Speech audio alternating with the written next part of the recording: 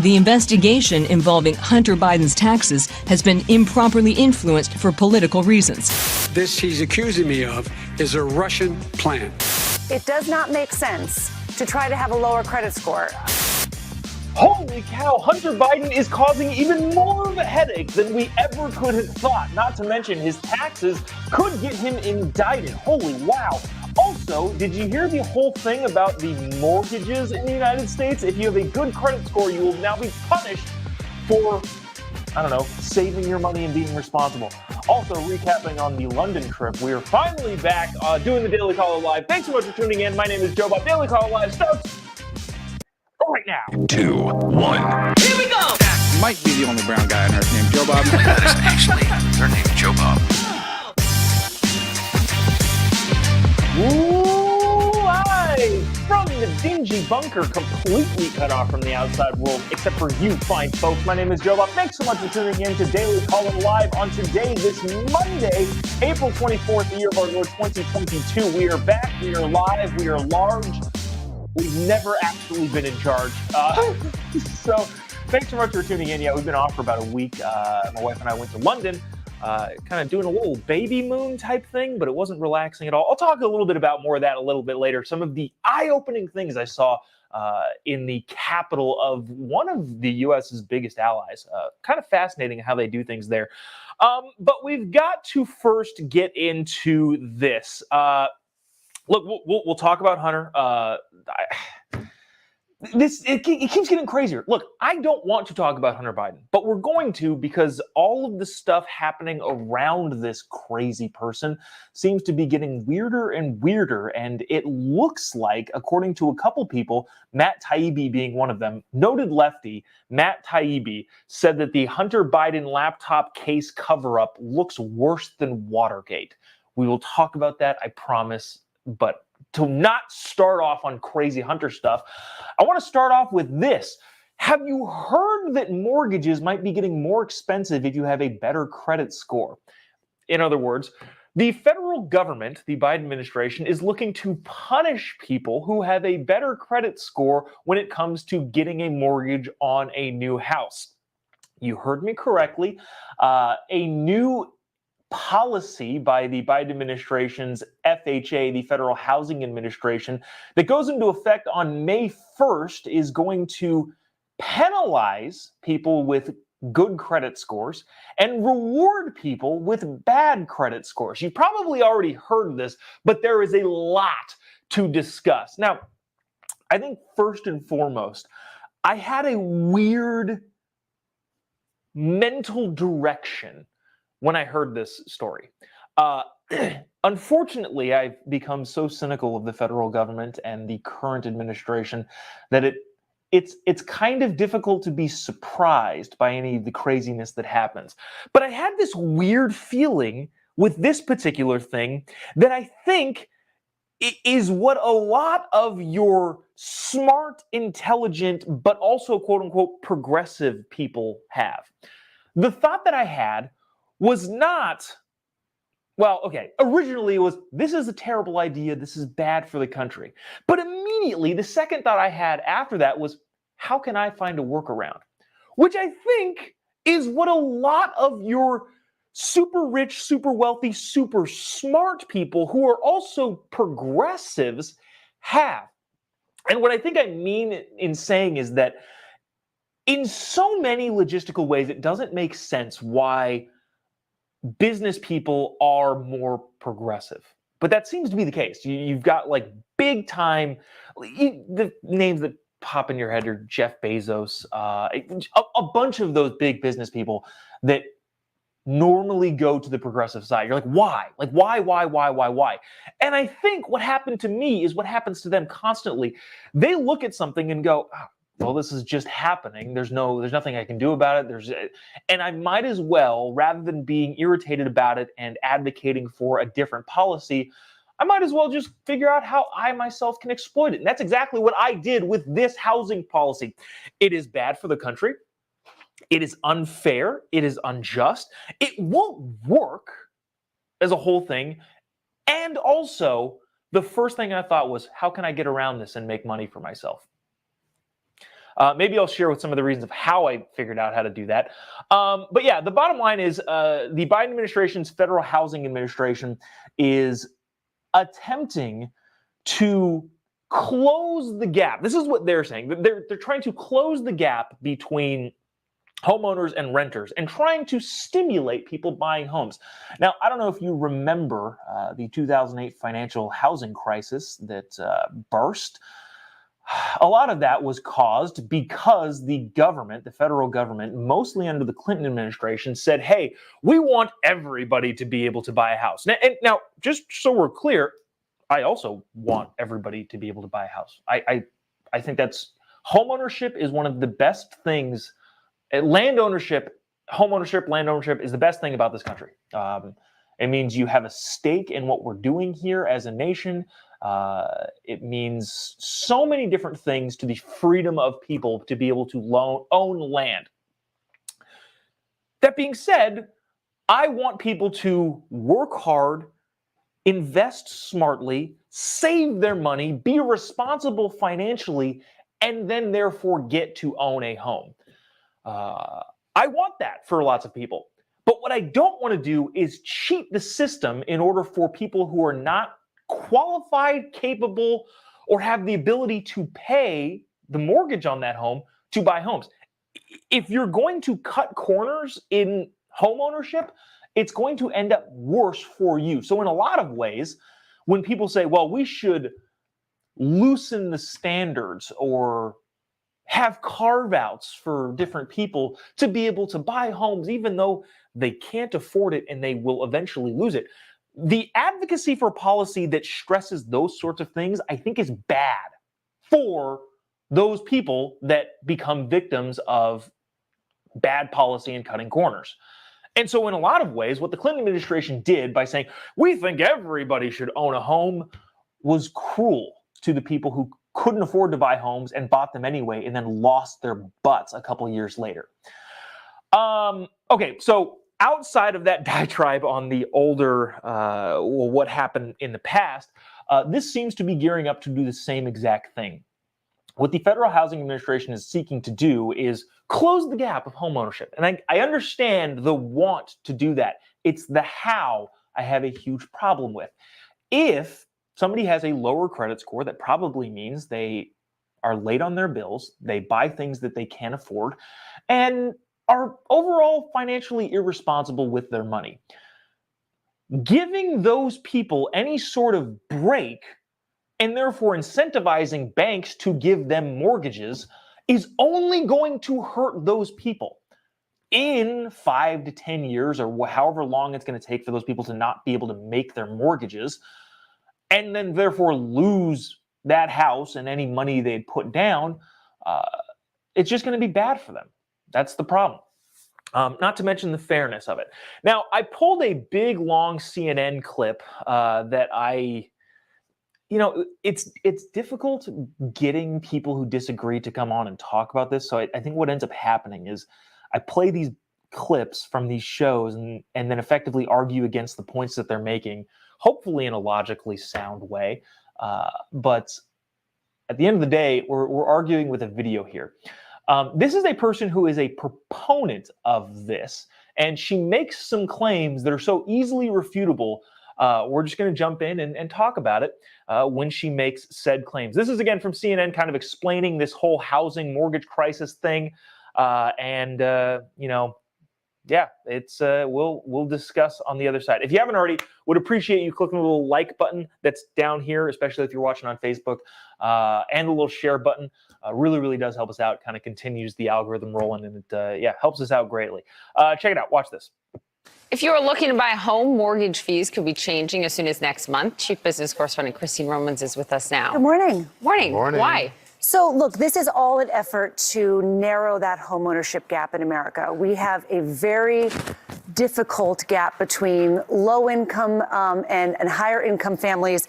There's a racial homeownership gap, and low income and first time home buyers, these federal rules, these rules are meant to make it a little bit easier for them to buy a home. So these mortgage fees are changing May 1st. This is called the loan level price adjustment matrix. It's mind numbing. Basically, there's upfront fees for loans backed by Fannie Mae and Freddie Mac. They will change. They relate to credit scores and down payment amounts. And in some cases, and this is getting a lot of attention online, a higher credit score borrowers may pay a little bit more in these upfront fees. Lower credit score borrowers will pay a little bit less. Now, overall, it does not make sense to try to have a lower credit score. I mean, that's not, you're going to pay more if you have a lower credit score. This is trying to narrow that gap between the higher credit score borrowers and lower credit score borrowers. Okay, so I'll let her continue because she does make some points that are just so freaking backwards. So here's what she said too. They're going to pay a little bit more. All right, so average house, I don't know, let's just say $400,000. If you have a $400,000 house, you could be paying up to $60 to $70 to $80 more per month in your mortgage. When you talk about fees and you talk about mortgage rates, that's the big problem here. People fight for lower interest rates because if your lower interest rate means that you're making lower monthly payments, and if you're making lower monthly payments, you're saving a ton of money over time. But let's just extrapolate that to, I don't know, a $550,000 house, and your new fee, if you have a higher credit score and therefore get a higher, for some reason, interest rate, generally speaking, mortgages are, the interest rate is lower the better credit you have. Basically, if the bank thinks that you're going to be able to pay your mortgage back and pay them back and they're going to make their money, they're going to incentivize you to coming to their bank with a lower interest rate. So we're apparently doing the reverse of that. If you're more likely to pay off your mortgage, you're going to be charged more money. And if that higher interest rate, which could be up to 0.75%, which doesn't sound like a lot, but trust me, it is. If that equals $100 extra a month over the course of 30 years, that's $1,200 a year, which is $36,000 over the course of your lifetime, or the lifetime of that mortgage. The bottom line here is if you have a better credit score that has been pumped up by you making your payments on time, spending your money responsibly, not buying frivolous, unnecessary stuff, you could be looking at paying between $30,000 and $40,000 more over the lifetime of your mortgage than somebody who drives 2 BMWs, can't make their credit card payments on time, and is fiscally irresponsible. How does that sound fair at all to anyone? Let's let her continue on, because here's where it gets tricky on my end. Here's what I thought. It was like, okay, this is how I'm going to make a mockery of this system and use it for my own personal gain. Watch this. A lot of criticism of that because people say they feel like they're being punished if they have a higher credit score for this. And that's what you're hearing a lot of people talk about online. You're even hearing people say, look, I'm not going to pay my bills so that I'll get a lower credit score. And so then I'll pay a lower. That's just really bad. Overall, it does not mean it's better to have a lower credit score. You can argue if it's fair or if it will work, which is what a lot of people in the real estate sector are talking about. Is this a good idea? That's separate. If you have a higher credit score, I want to say this, if you have a higher credit score, you pay less. Overall, you pay less to borrow than somebody with a lower credit score. That's just how the whole system works. Can we talk a little bit? That's patently not true and fundamentally inaccurate. Now, I don't know if she's unaware of the whole situation here. I think what she's trying to say, and saying it sloppily, is that, well, having a higher credit score is still fundamentally better. Not in this particular instance, but just in general. I think that's the case she's trying to make, so I'm not going to call her a flat-out liar. But at the same time, this whole idea of, well, you shouldn't tank your credit score because that would be not good, even though you get a lower interest rate on your mortgage. Here's where I would combat that wholeheartedly. Buying a home is the biggest purchase that anyone makes in their entire lifetime. So if the credit score doesn't effectively matter in this particular case, when it comes to getting a better rate, then what's the point of having a credit score at all? And I'll go even a step further. There's no way of saying this without sounding. My wife and I have done decently well. We own property. We have tenants, and it is what it is. And so I'm looking at this and going, okay, so if I personally and quote unquote people much richer than I am, who are supposed to be penalized by this dumb policy, if I'm looking at this personally thinking, okay, well, if I tank my credit score and have a lesser down payment, because there also is a penalty for having a higher down payment. If I take my credit score and only put 3% down on a conventional loan, but instead of using any sort of credit or income, I use my own property as collateral, I'm going to get a lower interest rate. I'm going to make less of a down payment, and I have cash save up to bring that payment back up to full whenever I want. In other words, me being, I don't know, already a property owner or whatever you want to call it, can finagle this system that's supposed to help the downtrodden and use it to my advantage. Which is, again, at the early onset of this, I was thinking about this is how rich people are progressives. They don't actually care what happens to the country. They just look at the things that are and react accordingly. That's how I would do that if this thing comes into effect and doesn't have any congressional pushback, which it might not, which is crazy. I am going to take my credit score to get a better rate because ultimately I'm in a much better situation than the people that this is supposed to quote unquote help. Because it won't. Let's listen on and continue. Well, dang, we're already way into this. All right, we'll continue on a little bit more. Watch this. A bit more about real estate. I don't know if it's part of it. Because the conventional wisdom is when the interest rates are high, everybody's waiting for the rates to go down, down. Yeah. But people in the real estate world, bless you, people in the real estate world will say, do you have tissue? Will say, no, I just happen to have some here. They will say, if you should just buy now, even with a high interest rate, and then refinance, because this is the best time right now to buy. The prices are like really really great for buying. So it depends on who you are and what you need the home for, right? I keep hearing that the sweet spot, that's mortgage rates last week, they ticked up a little bit on some strong economic news. 5.5% seems to be the sweet spot when you ask people, that's what they're really kind of waiting for. They want rates to go back down to 5.5% or so. I mean, the best thing for somebody who's trying to buy a home, if it's in the zip code you want, if it's where you All right. Okay. I mostly wanted to get the Don Lemon part on there. Dang it. This is not a home land purchasing. Don't take my advice. But if you're waiting for rates to go down so that you can refinance and you're just going to buy now and stretch yourself thin, I would not personally do that. People saying, using this whole thing, well, this goes into effect May 1st. So if I buy a house now and I just wait for the interest rates to go down, that's assuming that interest rates are going to go down. Now, the problem with assuming that interest rates are going to go down is that inflation is still crazy high. The Fed wants inflation at about 2%, meaning that even at 6%, the Biden administration has claimed, oh, inflation has gone down. It was at 9%. Now it's at 6%. Okay, it's still 3 times higher than what it's supposed to be. And in order to tamp down inflation, you have to choke off the economy. And the only way that the Fed has the ability to choke off the economy is to raise interest rates continually until businesses stop spending money and cut people off. That's the only way you're going to lower inflation. So, considering that inflation is still insanely high and the Fed needs to bump up interest rates even more, buying a home contingent on the fact that interest rates are going to go down and you're going to refinance seems dumb to me. If you're going to buy a home and you can handle the interest rate, I would say go for it.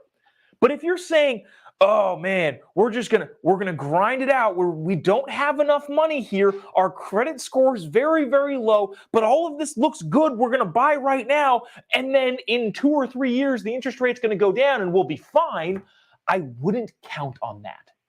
This is not real estate advice. This is not financial advice. I'm just telling you what I would do. And so this whole idea of, well, we're going to promote people who can't afford these mortgages to buy mortgages by penalizing people with higher interest rates, and then, oh, they can just refinance later. That whole, oh, I can just refinance later is freaking scary, man. Don't let yourself fall into that trap.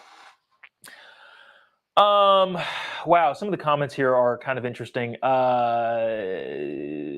Punishing responsible people is not the way to run a country. Oh, also, and this is kind of interesting, there's a comment bringing this up too.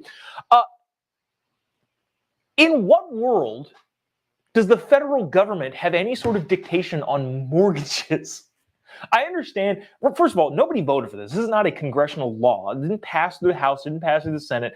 This is the executive branch dictating to one of the departments that it manages, hey, you're going to do this now, which is insane. I was listening to a radio show this morning where the guy said, James Madison, if somebody dug up James Madison from the grave and told him, hey, the federal government or the president and one of his departments is punishing people for having higher credit scores during their the president is punishing people that have higher credit scores based on their mortgage rates.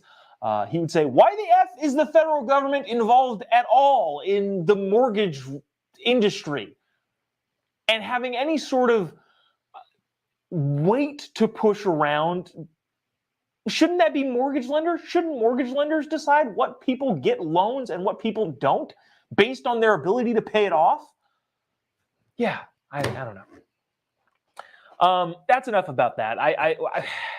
It's going to be really, really interesting thing to see if this continues. I would imagine, I hope there is some sort of congressional pushback because everybody, left, right, and center, realistic, logic-minded policy people are going, what? What?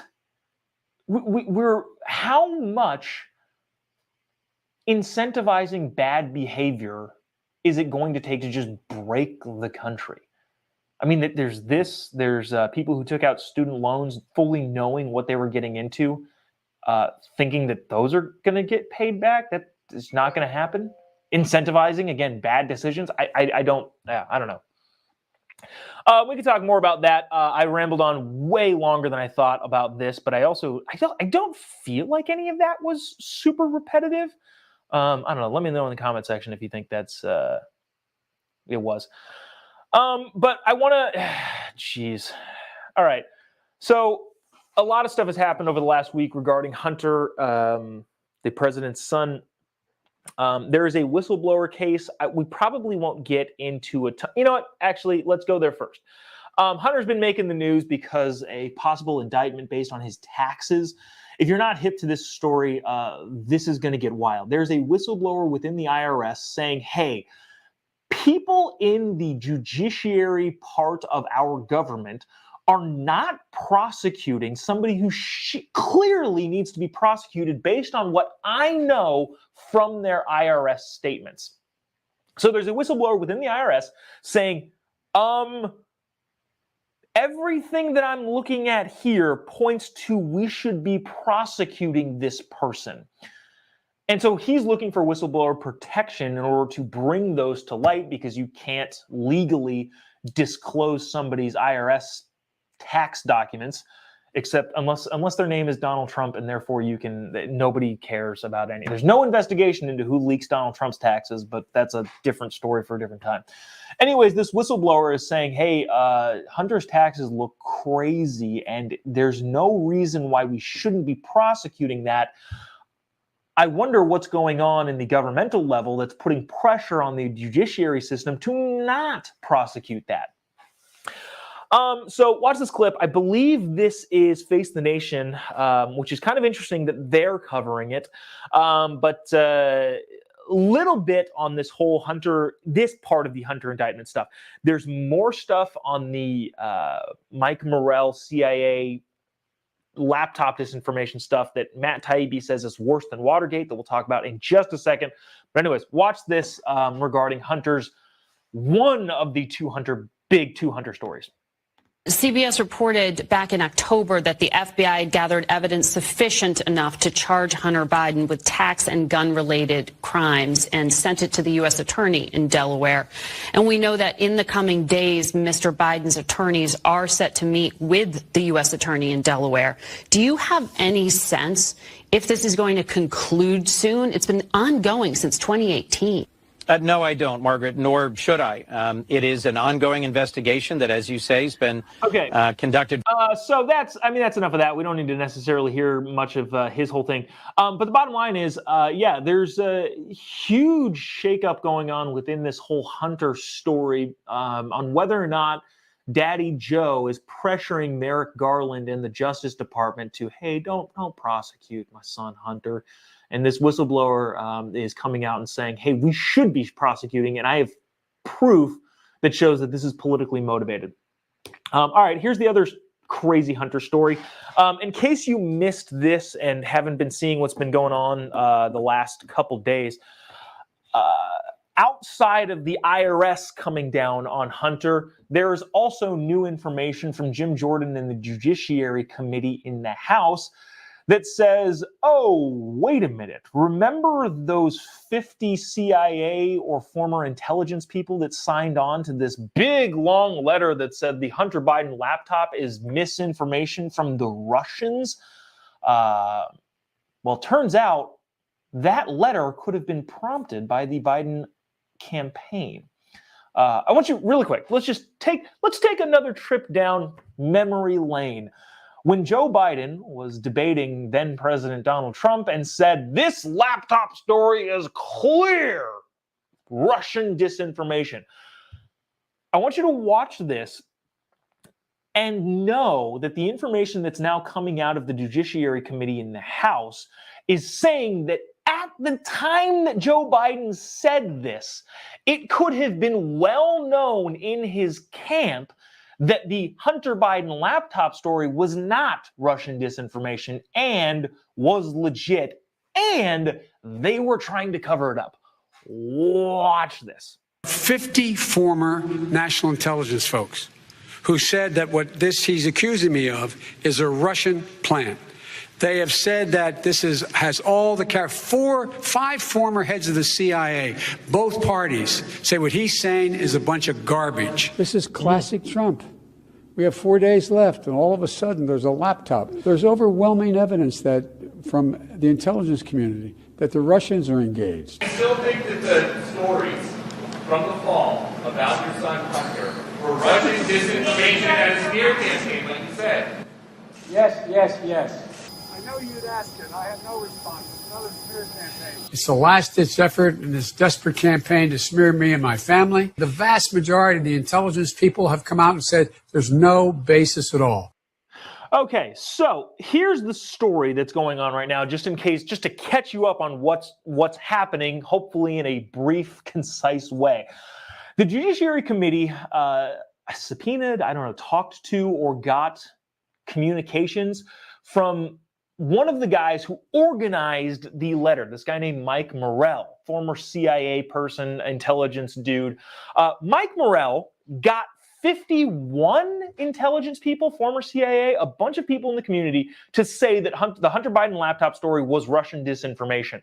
The New York Post put out an article saying, hey, we've got this Hunter Biden laptop story. This is a big deal. And then this big letter organized by this guy, Mike Morrell, with a bunch of intelligence people, got that story completely ignored from the news. Remember, the New York Post was locked out of their Twitter account for 2 weeks. It was a huge thing, and it was all prompted by this letter that supposedly uninvolved parties got together and said, we've examined the evidence and it is clear that the Hunter Biden laptop story is Russian disinformation. Of course, we now all know that it isn't. It's legit. And Hunter is now suing the laptop store owner, the repair shop guy, for putting it out, which is, again, hilarious because they deny that it exists and now they're suing that, it is real and you can't use any of that information.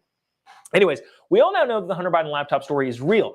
So the question then is, where did that letter come from that fervently denied that it was real and said it was Russian disinformation? Where did that letter come from? Was it just intelligence people doing their due diligence and really looking out for the American people? Or did the Biden campaign force that letter into the hands of the American people?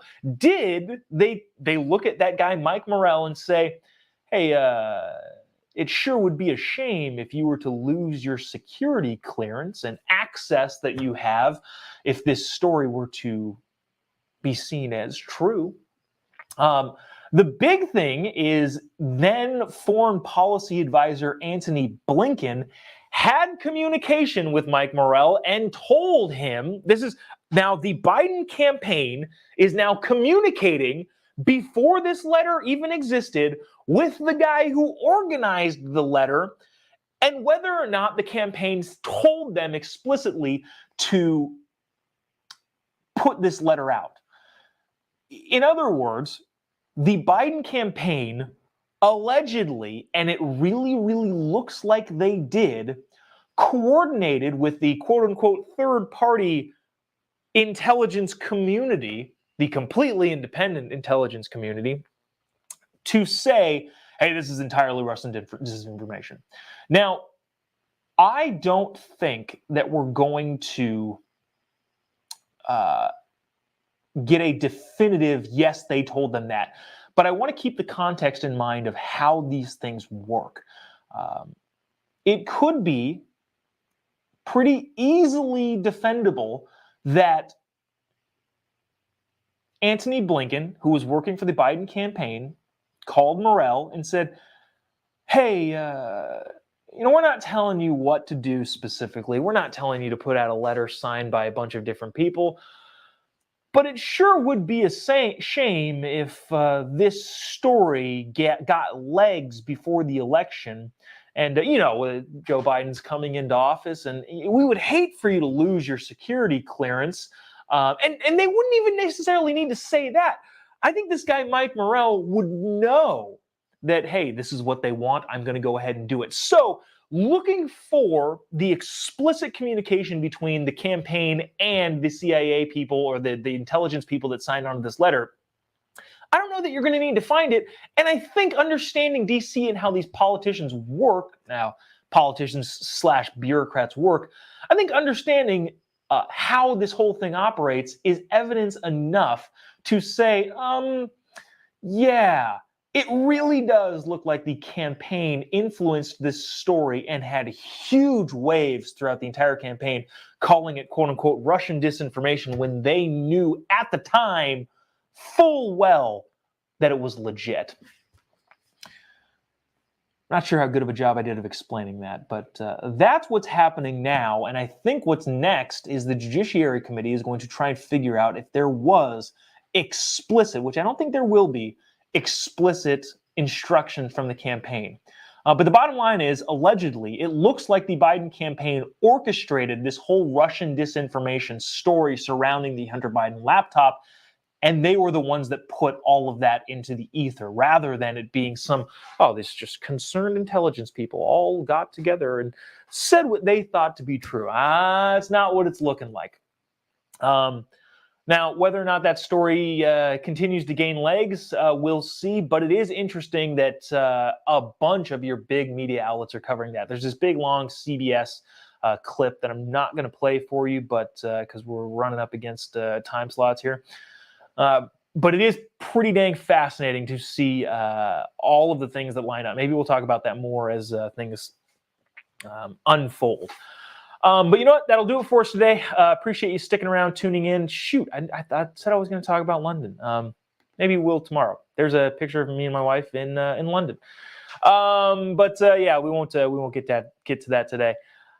Let's see. That'll do it for us. Appreciate you sticking around, tuning in. If you haven't already, give me a follow on any of your social media platforms. I think I'm going to start. If you're here for the first time today from Instagram, I told myself I'm going to promote this thing on the Instagram platform that I have now. So if this is your first time tuning in and listening, welcome. Appreciate having you. But if you've been on here for a while and you're watching the stream, give me a follow on your social media platforms. Also, you can buy, I've gotten a bunch of comments on this. You can buy the, we've had these for a while, the Joe Biden catchphrase t-shirt, the looking auspiciously into space and saying, "What is going on? I'm a confused old man that doesn't know how to think anymore." It is sad, but it's also hilarious. The What Joe Biden t-shirt is available pretty much anywhere where you buy clothing. Capitalistpropaganda.us is the website, but you can also buy it on any of my social media platforms. Instagram, Facebook, all of that. So if you're watching there and you love this t-shirt, you can buy it anywhere where you follow me. That'll do it for us today. I'll see you tomorrow, same time, same place. We'll probably dive more into this Hunter Biden story. AOC did a sit-down interview with Jen Psaki. We might get to that. And then maybe I'll get around to talking about the experience in London and watching their politics from over there and how they interact with ours. But that'll do it. Thanks so much for tuning in. We'll see you tomorrow, same time, same place. God bless America.